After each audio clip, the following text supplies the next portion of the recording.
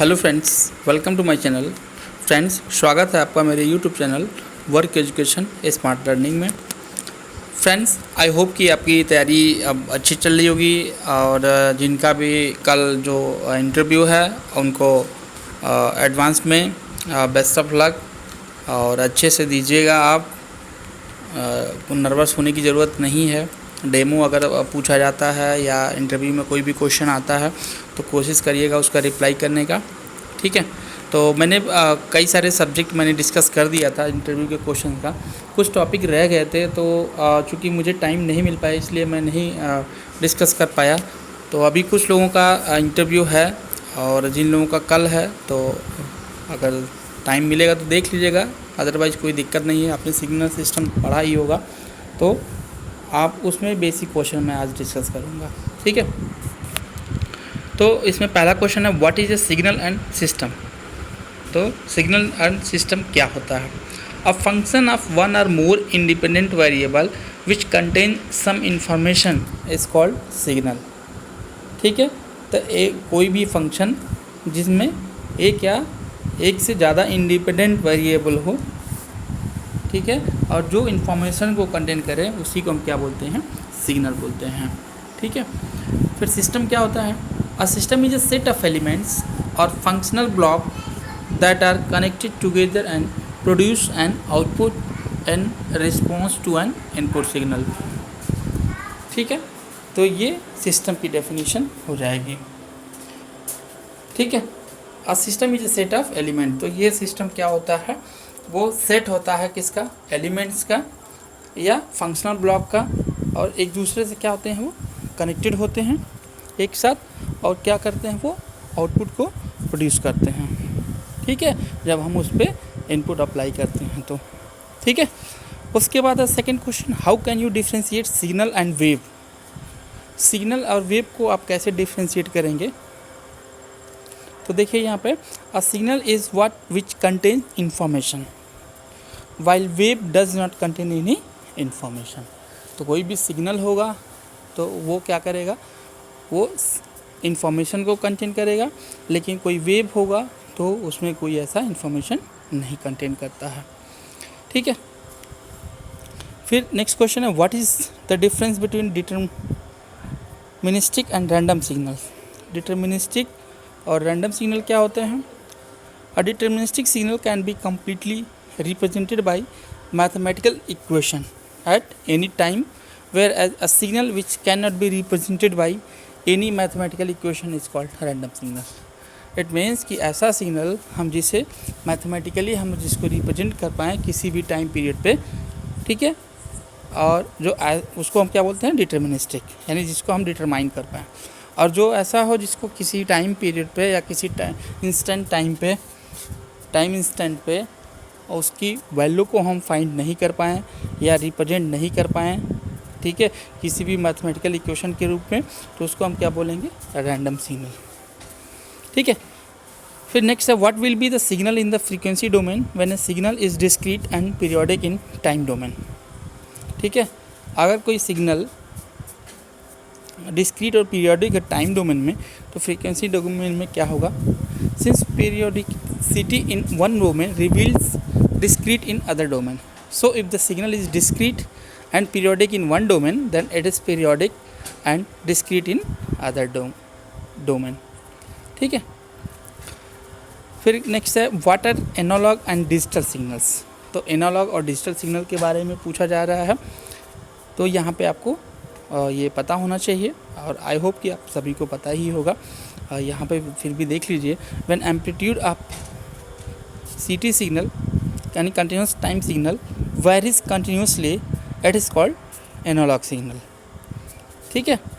In other words amplitude and time both are continuous for analog signal. तो जो continuous signal होता है उसके लिए एम्पलीट्यूड और टाइम दोनों क्या होते हैं? कंटिन्यूस होते हैं, ठीक है। When amplitude of a discrete time signal takes only finite values, it is called digital signal, ठीक है। तो उसको हम क्या बोलते हैं? डिजिटल सिग्नल बोलते हैं। और इसमें क्या होता है? टाइम और एम्पलीट्यूड दोनों क्या होगा? डिस्क्रीट होता है, ठीक है। फिर नेक्स्ट है what are even and odd signals. Even और ऑड सिग्नल क्या होते हैं? तो a signal is said to be even signal if inversion of time axis does not change the amplitude. It means कि अगर टाइम एक्सिस पे हम उस सिग्नल को इन्वर्ट करते हैं तो उसके एम्पलीट्यूड पे कोई भी इफ़ेक्ट नहीं पड़ना चाहिए। आपने पढ़ा भी होगा एनर्जी सिग्नल का जो कंडीशन है x t equals to x minus t. It means कि टाइम में अगर टाइम एक्सिस में इन्वर्जन कर रहे हैं तो उसके एम्पलीट्यूड में कोई भी अंतर नहीं आ रहा है। ठीक है। A signal is said to be odd signal. ठीक है। A signal is said to be odd signal if inversion of time axis also inverts amplitude of the signal. ठीक है। तो सिग्नल को ऑड सिग्नल कब कहेंगे? जब इन्वर्जन करने पे उसका एम्पलीट्यूड भी इन्वर्ट हो जाए तो वो उसको क्या बोलेंगे? हम ऑड सिग्नल बोलेंगे। ठीक है। तो उसको हम क्या रिप्रेजेंट कैसे करते हैं?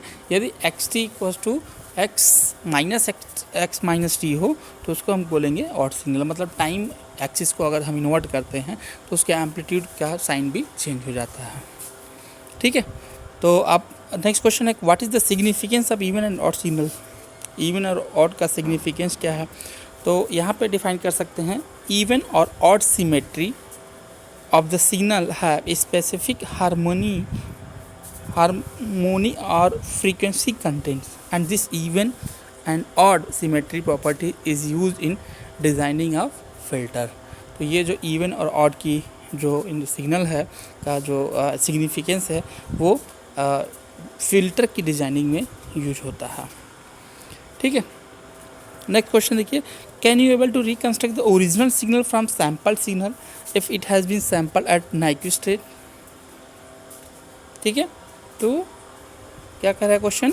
Can you able to reconstruct the original signal from sample signal. क्या सैम्पल सिग्नल से ओरिजिनल सिग्नल हम रिकन्स्ट्रक्ट कर सकते हैं यदि सैम्पलिंग किस पे हुआ हो? नाइक्विस्टेट पे ही हुआ तो no original signal can not be reconstructed because in order to reconstruct the original signal from sample signal when it is sampled at nyquist an ideal low pass filter is required which is impossible in real life of construct। तो real life में ideal signal design करना possible नहीं है। ठीक है। इसलिए Nyquist rate पे अगर हम करते हैं रिकन्स्ट्रक्ट करते हैं तो वो पॉसिबल नहीं है। नेक्स्ट क्वेश्चन है what is the difference between power signal and energy signal in terms of energy and power. Power signal और एनर्जी सिग्नल के बारे में डिफरेंस यहाँ पर डिफ्रेंशिएट करना है इन दोनों को। तो क्या होगा? Energy of the power signal is infinite. जो एनर्जी होता है पावर सिग्नल का वो क्या होता है? इनफाइनाइट होता है। जबकि किसी एनर्जी सिग्नल का जो पावर होता है वो क्या होता है? जीरो होता है। तो ये इससे आप डिफ्रेंशिएट कर सकते हैं। फिर नेक्स्ट है what is the significance of unit impulse और unit sample functions. unit impulse or unit sample function are used to determine impulse response of the system। तो किसी सिस्टम का impulse response फाइंड करना है तो वहाँ पे unit impulse और unit sample function यूज होता है। It also contain all the frequencies from minus infinite to plus infinite। फिर next what is the significance of unit ramp function। The ramp function indicates linear relationship. Ramp function आपने देखा भी होगा। ठीक है। जो टी स्क्वायर का होता है वो रैम्प फंक्शन होता है। It also indicates constant current charging of the capacitor. तो कैपेसिटर में जो आपने देखा होगा कि जो एक ट्रायंगुलर शेप में रिचार्जिंग होती है डिस्चार्जिंग, वो रैम्प फंक्शन के टाइप का होता है।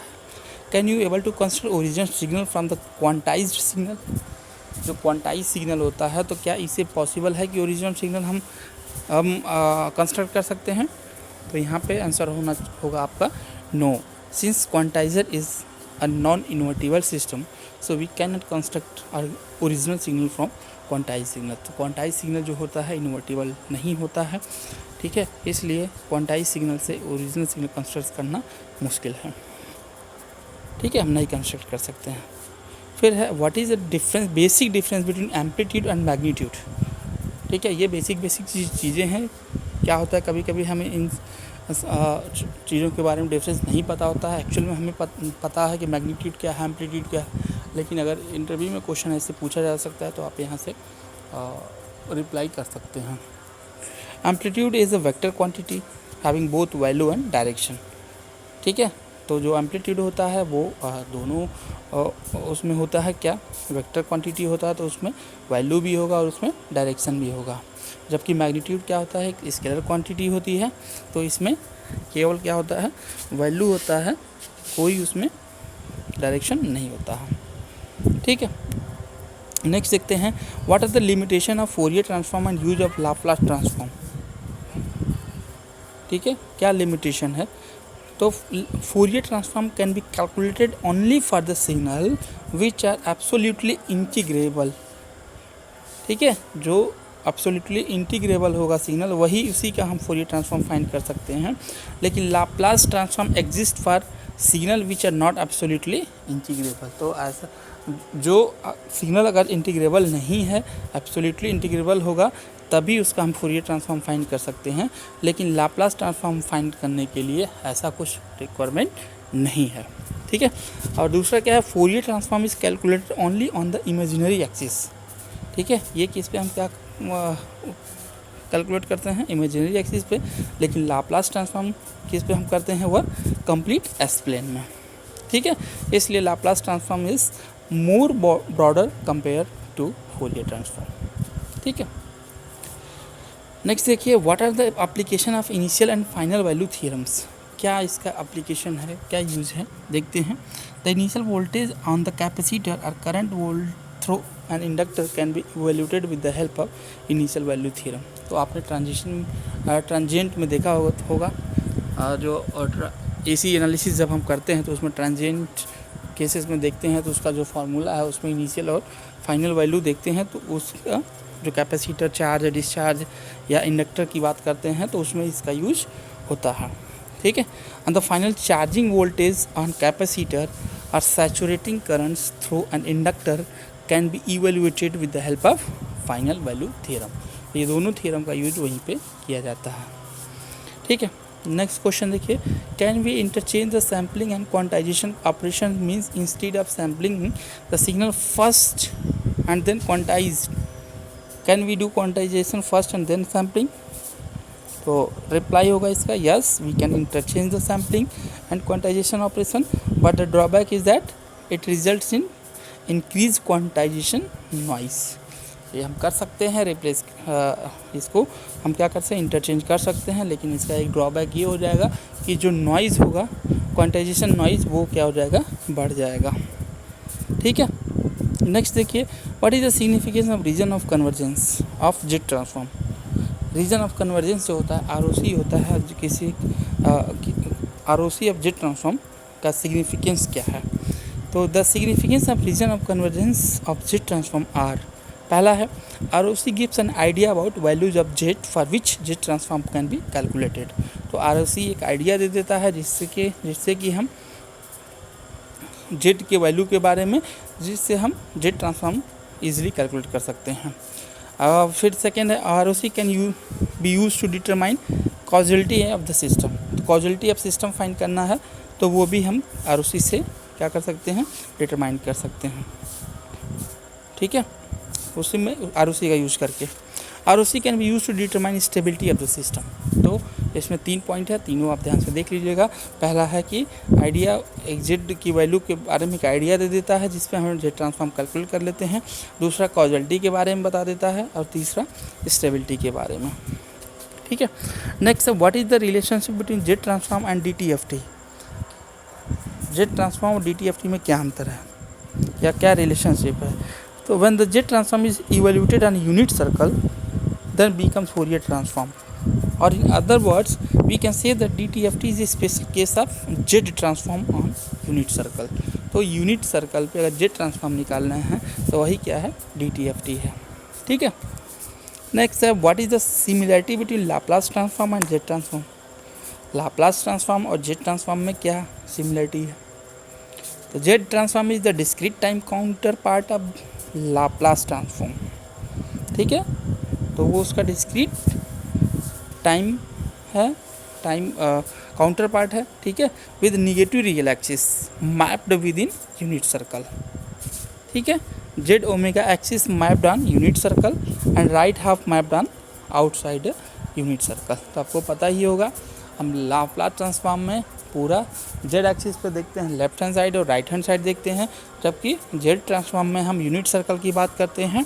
अगर यूनिट सर्कल के अंदर होगा तो वो आपका हम उसको मैप करते हैं लेफ़्ट साइड से, और आउटर जो पार्ट होता है उसको हम उसको मैप करते हैं किससे, outside of a unit circle.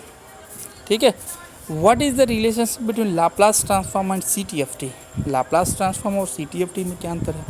When Laplace transform is evaluated on z omega axis, then it becomes Fourier transform। ठीक है, अगर लाप्लास ट्रांसफॉर्म को हम z ओमेगा एक्सिस पे इवेल्यूएट करने लगे तो वही क्या हो जाता है, फोरियर ट्रांसफॉर्म हो जाता है। या दूसरे वर्ड में कहें तो CTFT is a special case of Laplace transform evaluated on z omega axis. तो वो उसी का स्पेशल केस है जब हम z ओमेगा एक्सिस पे कैलकुलेट करेंगे। तो next, what is the difference between DTFT and DFT? DTFT is a discrete signal is assumed to be aperiodic, so the frequency domain signal is periodic and continuous। ठीक है, DTFT में जो होता है वो डिस्क्रीट सिग्नल को हम क्या अज्यूम करते हैं, अपीरियोडिक, तो इसलिए उसका फ्रीक्वेंसी डोमेन जो होता है वो क्या होगा, पीरियोडिक होगा और कंटिन्यूस होगा। ठीक है, DFT में। जबकि discrete signal is assumed to be periodic, अगर हम अज्यूम करते हैं कि वो पीरियोडिक है तो फ्रीक्वेंसी डोमेन उसका क्या हो जाएगा, पीरियोडिक और डिस्क्रीट हो जाएगा। ठीक है, तो ये डिफरेंस है DTFT और DFT में। ठीक है, what do you mean by Gibbs phenomenon? Gibbs phenomenon क्या है? Gibbs phenomenon says that whenever there is abrupt discontinuity in the signal which is being sampled, the reconstructed signal will always have high frequency oscillation, and as the number of samples increases the oscillation compares towards discontinuity, but their maximum value remains the same। ठीक है, तो ये Gibbs phenomena कहता है। ठीक है, abrupt discontinuity in the signal which is being sample, जो हम सैम्पल कर रहे हैं वो क्या हो रहा है, अब्रप्ट डिसकंटिन्यूटी हो रही है। तो रिकंस्ट्रक्टेड सिग्नल क्या होता है, ऑलवेज एक हाई फ्रीक्वेंसी को कंटेन करता, हाई फ्रीक्वेंसी ऑसिलेशन को कंटेन करता है, और नंबर ऑफ सैम्पल्स इंक्रीजेस। ठीक है, इसमें क्या होता है, फिर नंबर ऑफ सैम्पल्स इंक्रीज होने लगते हैं as the oscillation compares toward the discontinuity.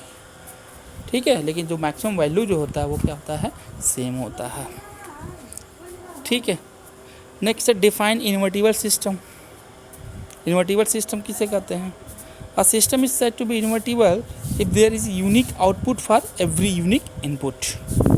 अगर हम यूनिक आउटपुट इनपुट दे रहे हैं और हमें आउटपुट भी यूनिक मिल रहा है तो वो क्या हो जाएगा, invertible system. Next, what is the difference between convolution and correlation? ठीक है, क्या डिफरेंस है कोरिलेशन और कन्वोल्यूशन में? In convolution, one of the two signal is folded and shifted, while in the correlation, none of the signal is folded, but one signal is shifted to right or left। ठीक है, तो ये इन दोनों में difference है, आप देख लीजिएगा।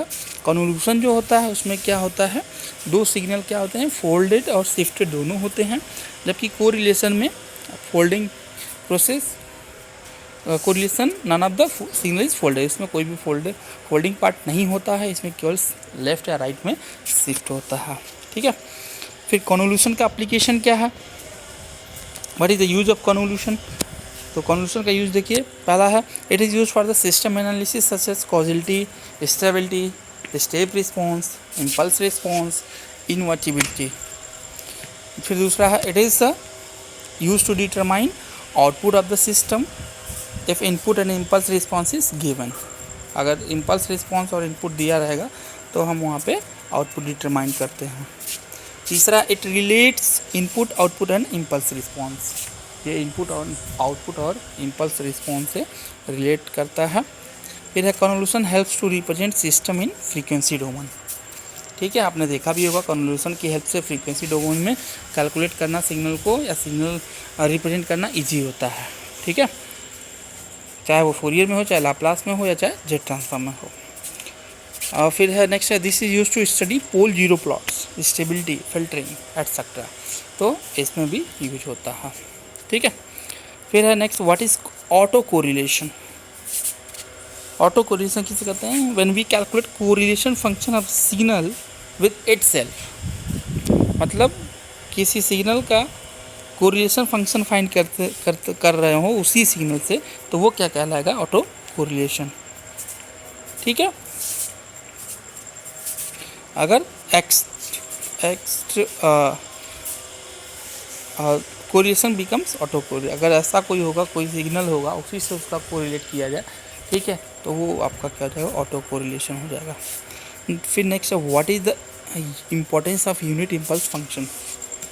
One of the important characteristic of unit impulse is that very general signals can be represented as linear combination of delayed impulses। तो आपने देखा भी होगा किसी भी सिग्नल को हम डिलेड उसमें इम्पल्सेस में हम शो कर देते हैं, तो इससे क्या होता है कि रिप्रेजेंटेशन की जो प्रोसेस है वो इजी हो जाता है। ठीक है, तो इसकी इम्पोर्टेंस इसे ही है।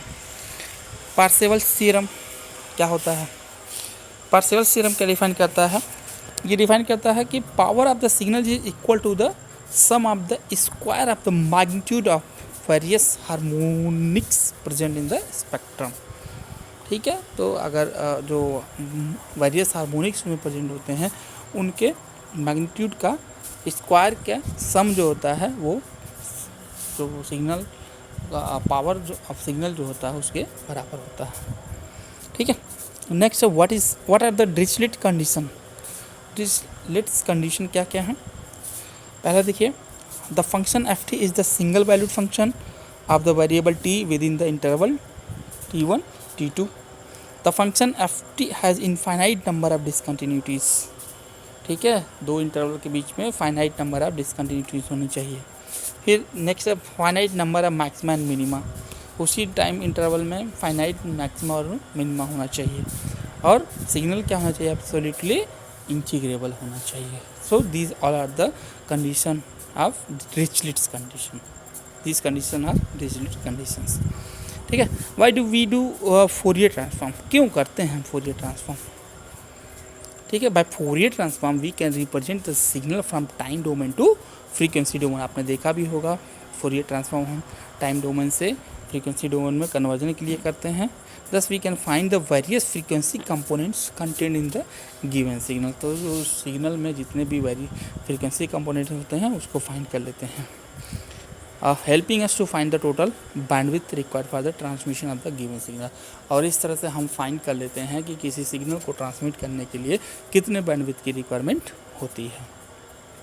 ठीक है, नेक्स्ट देखिए, why for signal analysis we use only sinusoidal wave and not other signal. देखिए मोस्ट इंपॉर्टेंट है कि हम सिग्नल एनालिसिस के लिए साइनोसॉइडल वेव ही क्यों प्रेफर करते हैं। ठीक है, तो we use only sinusoidal waves and not other signal because, first point देखिए, the response of sine wave to LTI system is also sinusoidal. ठीक है, तो साइन वेव का किसी LTI सिस्टम का साइन वेव का रिस्पॉन्स जो होता है वो भी क्या होता है? एक साइनोसॉइडल होता है। और दूसरा है the sinusoidal analysis of electric network is more simple and convenient. So these two are the reason for why we use only sinusoidal waves. ठीक है, तो ये दो रीज़न हैं। आप वहाँ पे अगर इंटरव्यूअर आपसे पूछता है तो आप वहाँ सिंपली ये बता सकते हैं। ठीक है, next what do you mean bye sinusoidal Fidelity. Sinusoidal Fidelity क्या होता है? Sinusoidal Fidelity is an important characteristic of linear system. If input to a linear system is sine wave and the output will also be a sine wave at exactly the same frequency, only the amplitude and phase can be different। ठीक है, तो ये क्या है? आपका linear system की एक characteristic है। ठीक है, नेक्स्ट देखिए, अलियासिंग इफेक्ट क्या होता है? Aliasing effect, aliasing is an effect that causes different signals to become indistinguishable or aliases of one another when sampled. It is also refers to a distortion or artifacts that results when the signal reconstructed from samples. It is samples is different from the original continuous signal. तो जो original continuous signal होता है उससे क्या होता है, वो जो डिस्टॉर्शन हो जाता है उसी को हम क्या बोलते हैं, अलियासिंग इफेक्ट बोलते हैं। ठीक है, जिससे कि उसकी वजह से डिस्टॉर्शन होने की वजह से हम उसको क्या करते हैं, रिकॉग्नाइज नहीं कर पाते हैं। ठीक है, what is the double curse effect of aliasing? Due to aliasing, high frequency content are recovered at low frequency. So both high frequency and low frequency contents are lost. अब क्या होता है, लो और हाई क्या मिक्स हो जाते हैं, तो जो दोनों की जो फ्रीक्वेंसी में जो कंटेंट डेट होते हैं वो क्या होता है, लॉस्ट हो जाता है। तो ये डबल कर्स इफेक्ट उसको बोलते हैं। What are mutually orthogonal functions? Mutually orthogonal function किसे कहते हैं? Two vectors are said to be orthogonal if their product is zero. अगर दो फंक्शन है उनका प्रोडक्ट जीरो होता है तो वो क्या कहलाएंगे, क्या कहलाएंगे, म्यूचुअली ऑर्थोगोनल कहलाएंगे। ठीक है, या इसको इस तरह से डिफाइन कर सकते हैं, the two vectors have nothing in common. ठीक है, यानी उनके बीच में कोई कॉमन नहीं होता है। एग्जाम्पल है ट्रिग्नोमेट्रिक एंड एक्सपोनेंशियल फंक्शंस। फिर नेक्स्ट डिफाइन लीनियरिटी और linear system.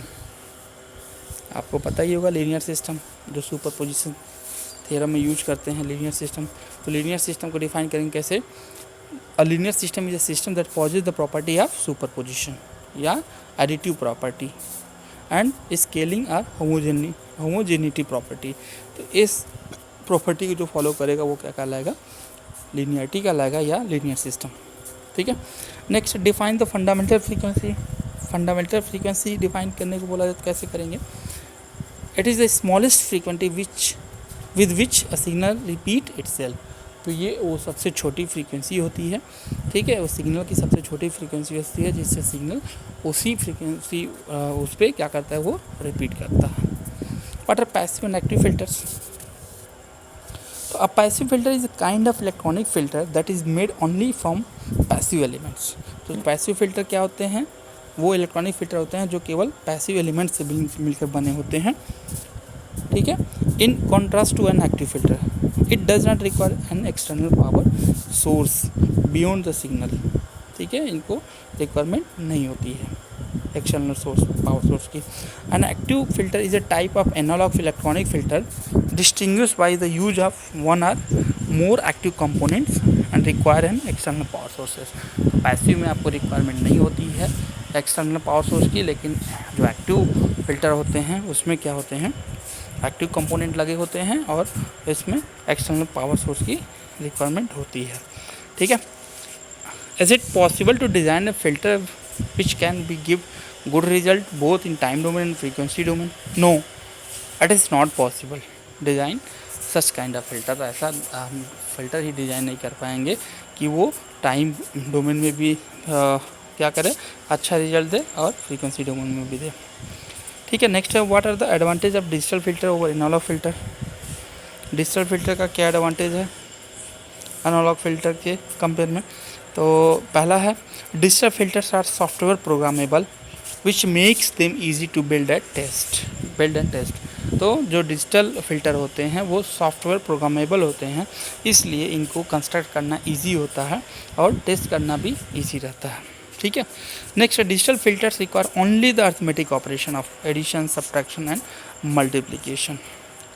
Third, digital filters do not drift with temperature और ह्यूमिडिटी और रिक्वायर प्रिसीजन कंपोनेंट्स। ठीक है, तो इसमें ये सब रिक्वायरमेंट नहीं होती है। Next, digital filters have superior performance to cost ratio. ठीक है, तो इनका परफॉर्मेंस होता है वो कॉस्ट के कंपेयर में अच्छा होता है। ठीक है, कॉस्ट रेशियो देखा जाए तो इनका सुपीरियर परफॉर्मेंस रहता है। Digital filters do not suffer from manufacturing variation और एजिंग। तो जो डिजिटल फिल्टर होते हैं उन पे एजिंग इफेक्ट नहीं होता है, कोई मैन्युफैक्चरिंग में वेरिएशन का डर नहीं रहता है। ठीक है, नेक्स्ट है which property of Fourier transform is used in analog modulation? तो सिंपल कह सकते हैं, आपको पता ही होगा time shifting property of Fourier transform. Next, what are the classification of the system based on unit sample response? तो एक होता है FIR यानी finite impulse response system and IAR infinite impulse response system. तो FIR को कैसे define करेंगे? जो जिसका duration finite duration impulse response. अगर सिस्टम क्या करता है, फाइनाइट ड्यूरेशन इम्पल्स रिस्पॉन्स रखता है तो उसको हम क्या बोलेंगे, फाइनाइट इम्पल्स। और कोई सिस्टम ऐसा इनफाइनाइट ड्यूरेशन इम्पल्स रखता है तो वो क्या कहलाएगा, इनफाइनाइट इम्पल्स रिस्पॉन्स। अब एग्जांपल पूछा जाएगा तो आप बता देंगे, window sinc filters are the examples of FIR filters and moving average filters are the examples of IIR filters. ठीक है। Which filter is always stable and Y?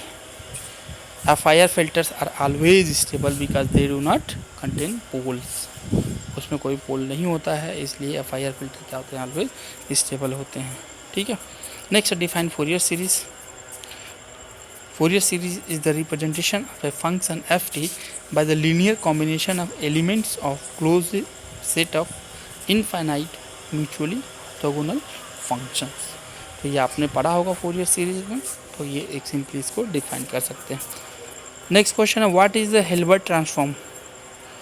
तो Hilbert transform of a signal xt is defined as the transform in which phase angle of all components of the signal is shifted by plus minus 90 degree.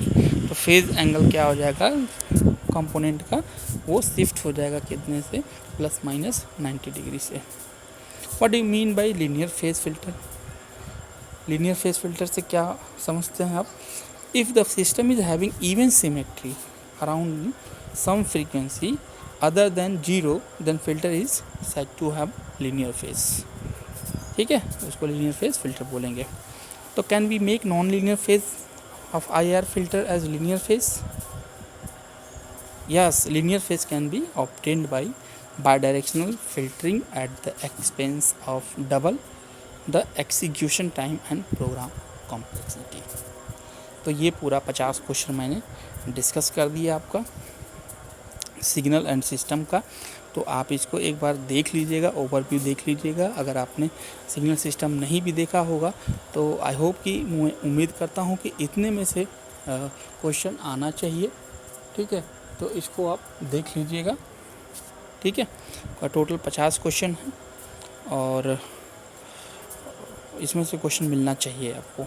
ठीक है, इसमें पूरा मैंने signal system को cover कर दिया है, जो बेसिक क्वेश्चन होते हैं वो हमने डिस्कस कर दिया है। ठीक है, तो इसको आप देख लीजिएगा। तो आई होप कि वीडियो पसंद आया होगा। अगर वीडियो पसंद आया तो लाइक कर लीजिएगा और शेयर कर दीजिएगा, जिससे और भी जो WE कैंडिडेट हैं उनको भी बेनिफिट हो। और अगर चैनल पे नए हैं तो सब्सक्राइब कर लीजिए, और जिससे कि इस तरह के वीडियो आपको टाइम टू टाइम मिलता रहेगा। और नोटिफिकेशन भी ऑन कर लेंगे, जिससे कोई भी नया वीडियो मैं डालूँगा तो आपके पास वो ईज़िली पहुंच जाएगा। ठीक है, तो अच्छे से तैयारी करिए। कल जिनका एग्ज़ाम है उनके लिए बेस्ट ऑफ लक। अच्छे से दीजिए, अच्छा करिए, बिना टेंशन का, बिना डाउट, बिना किसी उसके स्ट्रेस के आप अच्छे से एग्ज़ाम दीजिए। ठीक है, चलिए, थैंक यू।